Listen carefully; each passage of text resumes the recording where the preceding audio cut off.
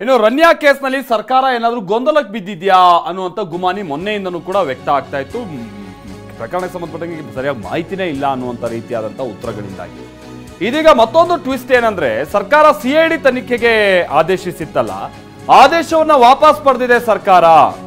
ಏನ್ ಕಾರಣ ಏನು ಅಂತಂದ್ರೆ, ಪ್ರೋಟೋಕಾಲ್ ದುರ್ಬಳಕೆ ಹೇಗಾಗಿದೆ ಅನ್ನುವಂಥದ್ದನ್ನ ತನಿಖೆ ನಡೆಸುವಂತ ನಿಟ್ಟಿನಲ್ಲಿ ಈಗ ಆಲ್ರೆಡಿ ACS ಗೌರವ್ ಗುಪ್ತಾ ಅವರ ನೇತೃತ್ವದಲ್ಲಿ ಪ್ರತ್ಯೇಕ ತನಿಖೆಗೆ ಆದೇಶಿಸಲಾಗಿದೆ. ಹೆಚ್ಚುವರಿ ಮುಖ್ಯ ಕಾರ್ಯದರ್ಶಿ ಗೌರವ್ ಗುಪ್ತಾ ಅವರ ನೇತೃತ್ವದಲ್ಲಿ ಈಗ ಆದೇಶ ಆಗಿರುವಂತಹ ಹಿನ್ನೆಲೆಯಲ್ಲಿ ಸಿಐಡಿ ತನಿಖೆ ಮತ್ತೆ ಯಾಕೆ ಅನ್ನುವಂಥ ನಿಟ್ಟಿನಲ್ಲಿ ಬಹುಶಃ ಸರ್ಕಾರ ಯೋಚಿಸ್ತಾ ಇರ್ಬೋದು ಅಂತ ಕಾಣಿಸುತ್ತೆ. ಆ ಕಾರಣಕ್ಕಾಗಿನೇ ಸಿಐಡಿ ತನಿಖೆಯ ಆದೇಶವನ್ನ ವಾಪಸ್ ಪಡೆದಿರುವಂತ ರಾಜ್ಯ ಸರ್ಕಾರ ACS ಗೌರವ್ ಗುಪ್ತಾ ಅವರ ನೇತೃತ್ವದಲ್ಲಿ ನಡೀತಾ ಇರುವಂತಹ ಪ್ರತ್ಯೇಕ ತನಿಖೆ ಮುಂದುವರಿಲಿ, ಸಿಐಡಿ ತನಿಖೆಯನ್ನ ಸದ್ಯದ ಮಟ್ಟಿಗೆ ತಡೆ ಹಿಡಿಯುವಂತ ನಿಟ್ಟಿನಲ್ಲಿ ನಿರ್ಧಾರಕ್ಕೆ ಬಂದಿದೆ ಅನ್ನುವಂಥದ್ದು ಗೊತ್ತಾಗ್ತಾ ಇದೆ.